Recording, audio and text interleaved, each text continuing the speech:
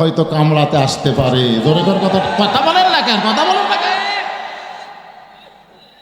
খালি লাঠি নিয়ে ঘোরেন। বাংলাদেশের যুবকদেরকে বলবো, 3 হাতা লাঠি নিয়ে তোমরা রাস্তা ঘোরো। ভারতের কোনো ষড়যন্ত্রকারী যদি দেখতার পায়, কে রে বাংলাদেশের যুবকের আর মোবাইল হাতত নাই, লাঠি নিয়ে ঘুরতেছে। তার মানে কি জানেন? ওরা যদি কোনো কর্মে বাংলাদেশকে আক্রমণ করবার আসে, আমাদের ছেলেরা লাঠি দিয়ে ওকে ঠেসে ধরবি, আর পকেটের মধ্যে একটা খুর রাখতে হবে। খুর গোড়া কাটা হবে না, আগা কাটা লাগবে। জোরে কি কাটা লাগবে? কারণ একে কিন্তু আগা কাটা নেই। আগা কাটা বিসমিল্লাহ করে পোলটা দিবেন, ওরা শূন্যতে খাতনা হবে। জোরে কোন কথা ঠিক না? খালি একবার দেখায় দেন ওই ভারতের ভগবানের জাত, আর বাংলাদেশের দিকে ষড়যন্ত্রের চোখে তাকাবে না। জোরে কোন কথা ঠিক কথা বলেন। আপনার মনে করতে আমার এই কথা খালি জোড়াতে আছে, এগুলোর মাধ্যমে কুটি যাচ্ছে। ওরা শুনতেছে না? কথা বলেন, শুনতেছে না? পিনাকি যদি বিদেশের বাড়ি থেকে শুনতে পায়, গোটা পৃথিবীর যেখানেই মুসলমান, যেখানেই বাঙালি ভাষার লোক, সেখানেই বদরুশের ওয়াজ চলতেছে। তোর এখন কথা ঠিক কি না? লাঠিটা ঠেসে ধরে ফুর বার করে আগা কাটে খালি পল্টে দেওয়া।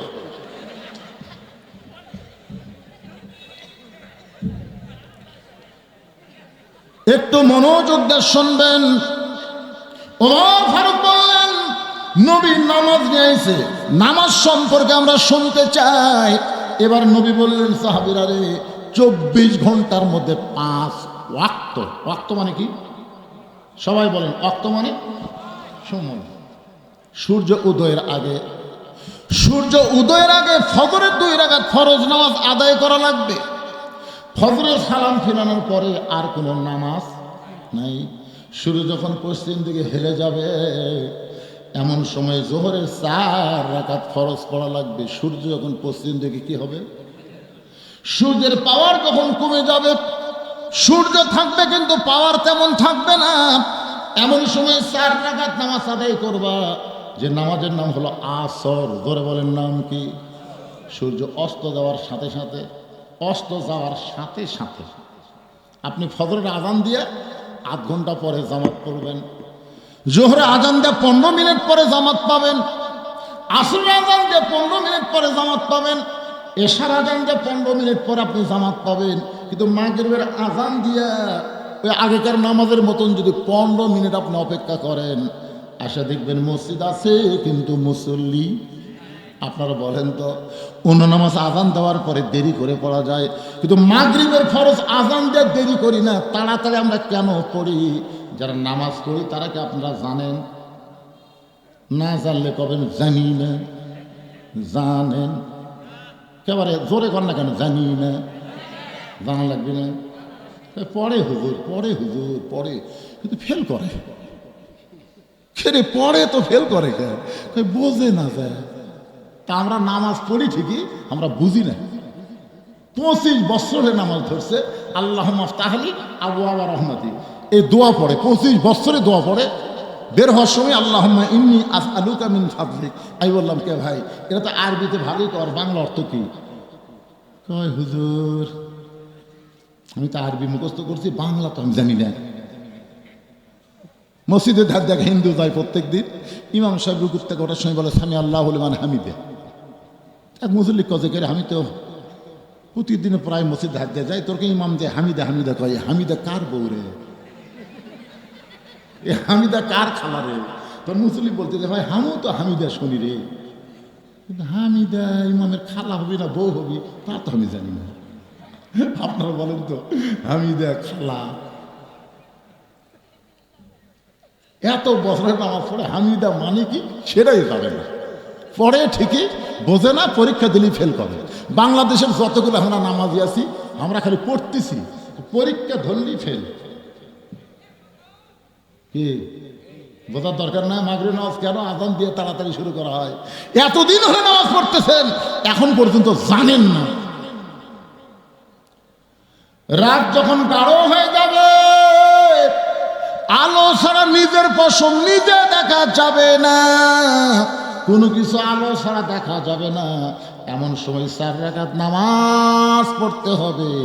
ওই সময়ের নাম হলো এশার নামাজ। তাহলে কয় ওয়াক্ত? জোরে বলেন কয় ওয়াক্ত? ওমর ফারুক বলতেছি, ইয়া রাসূলুল্লাহ, হুজুর ফজরের 2 রাকাত জোর, যোহর 4 রাকাত জোর, আসর 4 রাকাত জোর, এশার 4 রাকাত জোর, কিন্তু মাগরিবে 3 রাকাত বেজোর কেন? আপনার জোর বেজোর বোঝেন না? জোর তাহলে ফজরের 2 রাকাত কি জোর? জোর বোঝেন তো? জোহরের 4 রাকাত জোর, আসরের 4 রাকাত জোর, এশার 4 রাকাত, কিন্তু মাগরিবের 3 রাকাত বেজোর কেন? হুজুর এই বেজোর কেন হলো, আর মাগরিব কেন আযান দেওয়ার সাথে সাথে পড়া লাগবে, এইটা দিয়ে আপনি শুরু করেন। সুবহানাল্লাহ। এখন নবী শুরু করবি, বুঝছেন? মাগরিব নামাজ 3 রাকাত কেন হলো, কেন আযান দেওয়া তাড়াতাড়ি পড়া লাগে, এইটা যখন সাহাবীর সামনে বলবি, ঠিক ওই সময় আবু জেহেল গ্রুপ নিয়ে হাজির। নবী মনে করছে আবু জেহেল আমার পাগল করে চলে গেছে, আর আসবি না। কিন্তু আবু জেহেল যেইভাবে ফিরে আসবি, আপনারা কি মনে করতেছেন? হাসিনা গেছে, আসবি না? কি মনে হয়? গ্রুপ লিয়ারে গ্রুপ বোঝায়,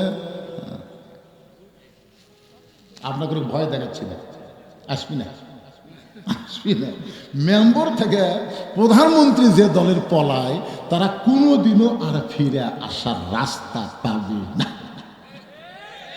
এত পলানো দল আর একটাও নেই। ধরে কথা কর না কেন ভাইরে?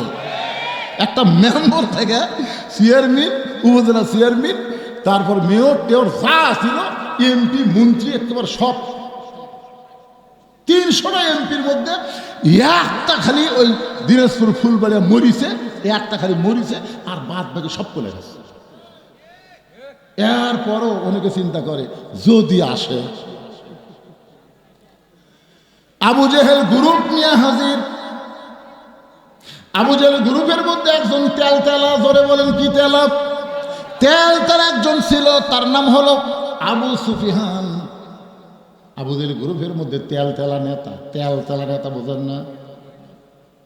তেলতেলা আবু সুফিয়ান বলতেছে, রে মুসলমানের নবী, মুসলমান তোমার কথা বিশ্বাস করতে পারে, কিন্তু আমরা করি না। মুসলমান তোমার কথা বিশ্বাস করতে পারে, কিন্তু আমরা করি না। সঙ্গে সঙ্গে হয় ওমর লাভ দিয়ে উঠছে। যখন আবু জেহেল আল্লাহ নবী পাগল হসে, এই কথা কার দরজাত গেছে সকালবেলায়? আবু বকরের। যদি আবু বকরের দরজাত না যায়, উমরের দরজাত যেত। একটু চিন্তা করে দেখেন তো কি হতো।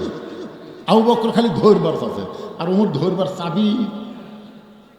সঙ্গে সঙ্গে উমর ফারুক দাঁড়িয়ে বলতেছে, রে কাফেরের বাচ্চা, কাফেরেরা, নবী আমাদেরকে নামাজ সম্পর্কে ওয়াজ শোনাচ্ছে, এই সময় তোদের এখানে ডাকলো কে? এই কথা যেই কইছে, নবী যদি বলে, উমর আবু জেহেল সকালে আমার পাগলা হয়ে গেছে, আবার গ্রুপ নিয়ে যাচ্ছে, ধর। এই কথা যদি নবী কয়, আপনার বলেন তো একটা কাফের নেতা বাঁচবে? নবীর কথার মধ্যে তাওয়াজ্জু আছে না নাই? তাওয়াজ্জু বলেন, পাওয়ার পাওয়ার। নবী যদি বলে, উমর সকালে আমার পাগলা করে গেছে, এইবারে আবার গ্রুপ নিয়ে যাচ্ছে, ধর। আপনার বলেন তো উমর ফারুক একলাই দৌড় দিবি, এর সাথে আলী কি বসে থাকবি? আর আলী আর উমর দুইজন মিলে যদি ধরে, একটা ফেরত জ্বর পারবে। কিন্তু নবী কি বললেন? ধর বললেন, ধর। নবী বললেন, এজলেস, এজলেস, বসো। ইসলামী দলের নেতারা কোনোদিন কর্মীদেরকে উস্কায় দেয় না, বরং কর্মীরা কিছু করবার চাইলে তাদেরকে বসতে বলে। জোরে কোন কথা ঠিক কিনা? আপনারা বলেন, 5ই আগস্টের পরে ইসলামী দলের কোনো কর্মী, কোনো নেতা কারো বাড়ি ঘরে আগুন দিছে, কারো বাড়ি ঘর লুট করছে, কারো দোকান লুট করছে, কারো পুকুর জোর করে দখল করছে, কোনো হাট বাজার দখল করছে? কারণ নেতা বলে দিছে না, ওরা যা করছে আমরা তা করব না। যদি ওদের মতো আমরাও করি তাহলে একই তো হয়ে গেল। কিন্তু আপনারা বলেন তো, ওরা পলানোর পরে ওই জায়গার মধ্যে ঢুকলো কার? এই কথাই খালি মিজানুর রহমান আজারি করছে, একদল খাইয়া গেছে আর একদল খাবি। ওরে বাবা রে, কে রে ঘরের মধ্যে কে রে? এটা আমি কলা খাইনি। কলা খাওয়ার কথাই ওঠেনি। ধরে কোন কথা ঠিক না? খালি কথা ঘরের মধ্যে কে রে? আমি তো কলা খাইনি। ঠিক করলেও ঠিক, না করলেও ঠিক। কি বিরক্ত হচ্ছে? আপনারা বসে আছেন বিরক্ত কম হবেন, কিন্তু পিছনে যে খাড়া হয়ে আছে একটু মনোযোগ দিয়ে শুনবেন। তেলতেলা আবু সুফিয়ান যেই মাত্র বলেছে, ওমর ফারুক খেপে গিয়ে বলতেছে, কাফেরের বাচ্চারা তোদের এখানে ডাকলো কে? নবী আমাদেরকে নামাজ সম্পর্কে বলবে। নামাজ, আপনারা কি নামাজ সম্পর্কে শুনবেন না? ফাসালি রব্বিকা ওয়ানহার, কাউসারের পানি পান করবে গেলে 1 নম্বর নামাজ ভাই রে, 2 নম্বর কুরবানি। এই 2টা আমল করলে পান করবেন হাউজে কাউসারের পানি। নবী ওমরকে বসায় দিয়ে বললেন, আপনারা হলেন সম্ভ্রান্ত বংশ, আপনারা হলেন নেতা, আপনারা দাঁড়িয়ে থাকবেন কেন? আসেন বসেন, আসেন বসেন। দেখেন আমাদের নবী কি নবী। আওয়ামী লীগ হচ্ছেন কি হচ্ছে? আওয়ামী লীগ হচ্ছেন তো কি হচ্ছে? তওবা করার সুযোগ আছে না নাই? ধরে কোন আছে না নাই? আসেন বসেন। নামাজ সম্পর্কে একটু আমি কথা বলি, মাগরিব সম্পর্কে কেবল শুরু করব, বসেন। আবু সুফিয়ান বলতেছে, আমরা তোমার নামাজের ওয়াজ শুনবার আসিনি। নবী কয়, তাহলে কি শুনবার আসছেন? বলে, শুনবার আছে আমাদের নেতা 2 বার গেছে বাইতুল মুকাদ্দাস, 2 বার গেছে। আমাদের নেতার মুখ থেকে আমরা শুনেছি, আমরা তোমার কাছে শুনতে চাই, বাইতুল মুকাদ্দাসের দরজা জানলা কয়টা? এই দরজা জানলার কথা বললেই আমরা এখান থেকে চলে যাব। আল্লাহ নবী ছোট বাচ্চার মতন কান্না শুরু করে দিস। আবু বকর বলে, রাসূলুল্লাহ আপনি কেন কাঁদতেছেন? নবী বলে, আবু বকর, আমি বাইতুল মুকাদ্দাসের মধ্যে 2 রাকাত নামাজ পড়াইছি, আমি তো দরজা জানলা গুনবার যাইনি। আপনারা বলেন তো, বড় মসজিদে কেউ যদি নামাজ পড়ে, বাইতুর রহমান মসজিদে কেউ নামাজ পড়ে, আরেকজন যদি বাইরের লোক জিজ্ঞাসা করে, কে ভাই নামাজ পড়ছেন? সামনে কাতারে। আর বিশ্বাস হয় না। পড়েছি রে ভাই সামনে কাতারে, আমার বিশ্বাস হয় না। তোমার বিশ্বাস কেমনে হবে? বলো মসজিদের মধ্যে কয়টা ফ্যান আছে? যদি মসজিদের ফ্যানের কথা গড় করো তাহলে আমার বিশ্বাস হবে। আপনার বলেন তো, কেউ নামাজ পড়বার যায় ফ্যান গোনার নিয়তে ঢোকেন? তা আমাদের নবী 2 রাকাত নামাজের ইমামতি করছে, ওটি কি ওই দরজা জানলা গুনবার গেছে? আপনারা কোন দরজা জানলা গুনবার গেছে? প্রশ্ন করতেছে, দরজা জানলা কয়টা? সঙ্গে সঙ্গে নবীর চোখ দিয়ে দর দর করে পানি পড়তেছে। আবু বকর বলে, রাসূলুল্লাহ সকালবেলা আবু জেহেল আপনাকে পাগল বলে চলে গেছে, এখন গ্রুপ নিয়ে আইছে আপনাকে অপমান করার জন্য। দরজা জানলার হিসাব না দিলে ওরা আপনাকে চূড়ান্ত অপমান করবে হুজুর, আপনি অপমান শোনার জন্য প্রস্তুত হন। এমন সময় ফেরেশতা জিবরাইল আল্লাহর কোরআনের আয়াত নিয়ে হাজির। তুইজ্জু মান তাশা ওয়া তুযিল্লু মান তাশা বিয়াদিকাল খায়র ইন্নাকা আলা কুল্লি শাইইন কাদির। সম্মান দেওয়ার মালিককে, অপমান করার মালিককে, ভালো মন্দর মালিককে। এই সাথে সাথে যারা বলতেছেন না, তারা কি ঘুম পাড়তেছেন নাকি? সমস্ত ক্ষমতার মালিককে। এখন 5 তলায় উঠে 1.5 লাখ টাকার খাট, 12,000 টাকার কম্বল ওরে তামানে দিয়া কয়, রাত 9টার সময় আমার বাড়ি, আমার ঘর, আমাকে নামাই। আমাকে নামানোর মতন কোনো মরদ নাই রে। এই কথা বলে কম্বলের মধ্যে বেটা ঘুমাইছে। ফেরেশতা বলতেছে, আল্লাহ, ঘুমের আগে মানুষ দোয়া পড়ে, আল্লাহুম্মা বিইসমিকা আমুতু ওয়া আহইয়া, কিন্তু এই কি পড়ে ঘুমালো? আপনার বলেন তো, ঘুমের দোয়ার বাংলা অর্থ কি?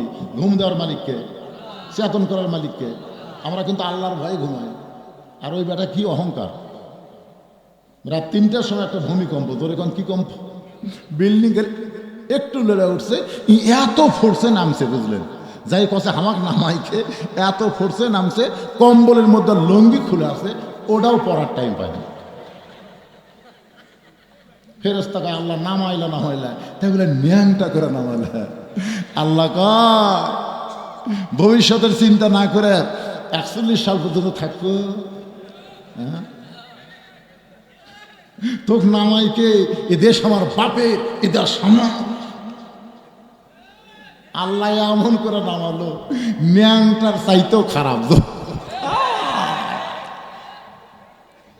এই জন্যে আল্লাহর কোরআনের সাথে আমরা একমত না দেব।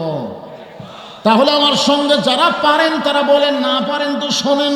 তুইজ্জু মান তাশা ওয়া তুযিল্লু মান তাশা বিয়াদিকাল খায়র ইন্নাকা আলা কুল্লি শাইইন কাদির।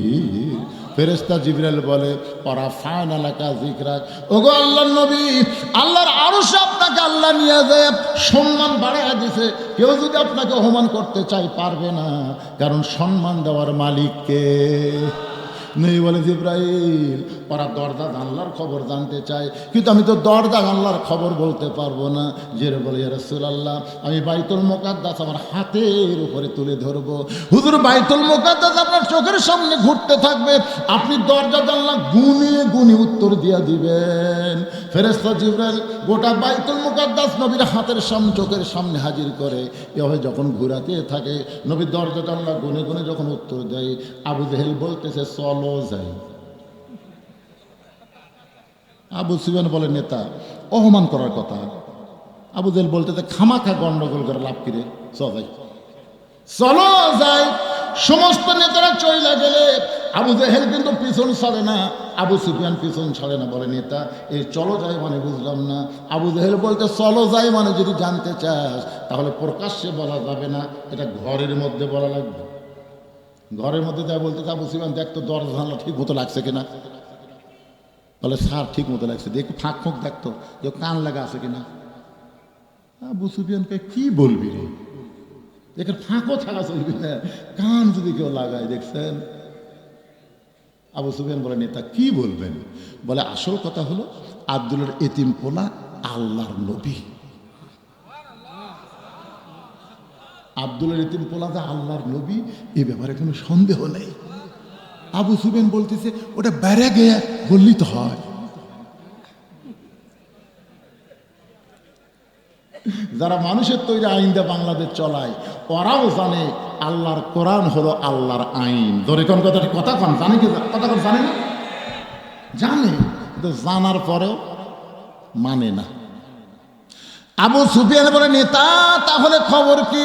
আবু জেহেল বলতেছে জানি ঠিকই মানি না, জানি ঠিকই মানি না। বিশ্ব নবী যে বিশ্ব নেতা এটা সবাই জানে কিন্তু মানে না। কোরআন যে আল্লাহর কিতাব, কোরআন যে আল্লাহর আইন, কোরআন অনুযায়ী বাংলাদেশ যদি চলে তাহলে আবু জেহেলের মতো নেতাদের খাওয়া থাকবে না। এই কারণে সর্বসাকুল্যে তিন দল মানুষ এই কোরআন বিজয়ের আন্দোলনে বাধা দিবে। জোরে বলেন কয় দল? আরো জোরে কোন কয় দল? এক দল হলো আবু জেহেলের মতন রাষ্ট্রীয় শক্তি, তারা কোনোদিন চাবে না বাংলার জমিন আল্লাহর কোরআন যা চলুক, আল কোরআন আলো সংসদে জালো। এই কথা শুনলে তাদের কলিজাত আগুন ধরা যাবে। ওরা মানুষের তৈরি সংবিধান দিয়ে বাংলাদেশ চলাবে, কিন্তু আল্লাহর কোরআনকে এরা বিজয়ী হতে দিবে না। ধরে কোন ঠিক কি না? দুই নম্বর হলো যারা পুঁজিপতি, দুই নম্বর হলো যারা পুঁজিপতি। 2.5 টাকা জাকাত দেওয়া লাগবে। 100 টাকার মধ্যে কয় টাকা? এখন 1000 টাকার মধ্যে 25 টাকা, 1 লাখ টাকার মধ্যে 2,500 টাকা, 1 কোটি টাকার মধ্যে 2.5 লাখ টাকা, 100 কোটি টাকার মধ্যে 2.5 কোটি টাকা। যারা 1000 কোটি টাকা আছে তা কত কোটি টাকা জাকাত দেওয়া লাগবে? ওই চিন্তা করলে দেখবে কোরআন আইন চললে তো আমাদের সুদ খাওয়া হবে না। এই জাকাত ভিত্তিক অর্থনীতি বন্ধ করার জন্যে তারা সর্বসাকুল্যে কোরআনের বিরুদ্ধচারণ করবে। ধরে কোন কথা ঠিক না? 3 নম্বর হলো বাবার দল। এই যে ট্রাক করে গরু নিয়ে যাচ্ছে না আপনাদের রাস্তায়, গরু যাচ্ছে না? হায় হায় আমার দয়া বাবার দরবারেতে কেউ ফিরে না খালি হাতে। আপনার বলেন তো এরা কোনোদিন চাবে যে কোরআন বাংলাদেশে বিজয় হোক? কেন ওরা যদি জানে কোরআন বিজয় হলে আমাকে বাবা কাবা চলবে। জোরে বলেন চলবে। ইয়াকা নাবুদু ওয়া ইয়াকা নাস্তাইন, গোলামি করব যার, সাহায্য চাইব তার কাছে। জোরে বলেন কথা ঠিক। প্রয়োজন হলে আগামীতে বাংলার জমিনে কারা কারা কোরআনকে আইন হিসেবে দেখতে চায় 2 হাত তুলে আমার আল্লাহকে দেখাতে হবে। লিল্লাহ তাকবীর। হাত নামান ভাইজান। মাগরিবের 3 রাকাত নামাজ দিয়ে এখন নামাজ শুরু হবে। এই নামাজ শুরুর আগে আমার প্রিন্সিপাল ভাই এসে বসলো, বুঝতে পারছি আপনাদের কাছে একটু রুমাল যাবে, চাদর যাবে। আল্লাহর কোরআনকে মহব্বত করে যিনি যা পারেন এই নবীর এতিম মাদ্রাসায় দান করবেন। কেউ যদি বলে হুজুর রুমাল চাদরে আমরা 500 1000 দিব না, আপনার কাছে টেজে গিয়ে দিব। 10 মিনিট টাইম দিলাম আপনাদেরকে, 10 মিনিট এই 10 মিনিট